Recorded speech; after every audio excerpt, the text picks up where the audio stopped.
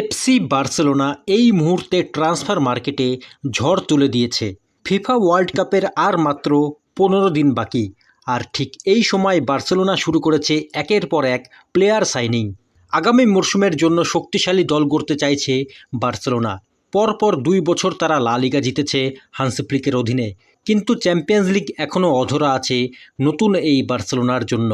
তাই আগামী মরশুমের জন্য একটা শক্তিশালী দল গড়তে এই মুহূর্তে বার্সেলোনা একেবারেই ট্রান্সফার মার্কেটে অ্যাক্টিভ আছে। নতুন করে কিছু প্লেয়ারকে যেমন তারা সাইন করছে, ঠিক সেরকমই কিছু প্লেয়ারকে তারা বের করেও দিচ্ছে ক্লাব থেকে।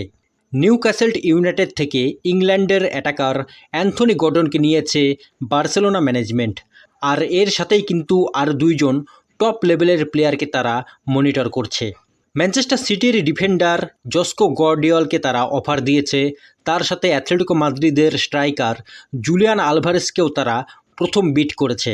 আর্জেন্টিনার স্ট্রাইকার জুলিয়ান আলভারেজ হচ্ছে বার্সেলোনার একটা ড্রিম সাইনিং। গত মরশুম থেকেই তারা কিন্তু এই প্লেয়ারকে টার্গেট করে আছে, আর বর্তমানে যা খবর তাতে কিন্তু জুলিয়ান আলভারেজ নিজেও বার্সেলোনাতে আসতে চায়। অলরেডি কিন্তু সে অ্যাথলেটিকো মাদ্রিদকে জানিয়েছে যে সে ক্লাব ছাড়তে চাচ্ছে, আর নতুন ক্লাব হিসাবে এই মুহূর্তে এগিয়ে আছে বার্সেলোনা। যদিও পিএসজি তাকে সাইন করতে চায়, কিন্তু আলভারেজ নিজেই বার্সেলোনাতে আসতে চাচ্ছে। আর ম্যানচেস্টার সিটির ডিফেন্ডার জস্কো গার্ডিওলের এজেন্টের সাথে বার্সেলোনার স্পোর্টিং ডিরেক্টর ডেকো কিন্তু অলরেডি মিটিং করে আছে। আগামী মরশুমে কিন্তু ম্যানচেস্টার সিটির কোচ পরিবর্তন হচ্ছে। লাস্ট 10 বছর ধরে থাকা পেপ গার্দিওলা ম্যানচেস্টার সিটি ছাড়ছে। তাই বলাই যায় এই মুহূর্তে ম্যানচেস্টার সিটি দলে অনেক প্লেয়ারই কিন্তু ছাড়তে পারে তাদের ক্লাবকে। তো জস্কো গার্দিওলা কিন্তু তাদের মধ্যে একজন। আর গার্দিওলাকে কিন্তু বার্সেলোনা কোচ হান্সি ফ্লিক খুবই পছন্দ করে, কারণ গার্দিওলা কিন্তু বার্সেলোনার সিস্টেমের সাথে পুরোপুরি মানানসই হতে পারবে।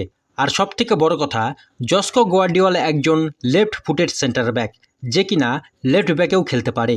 বার্সেলোনা এই প্রোফাইলের একজন ডিফেন্ডারকেই কিন্তু খুঁজছিল মার্কেটে। এদিকে বার্সেলোনা ছেড়ে দিতে চায় ডানি ওলমো, মার্ক কাসাডো, টার স্টেগানের মতো প্লেয়ারদেরকে।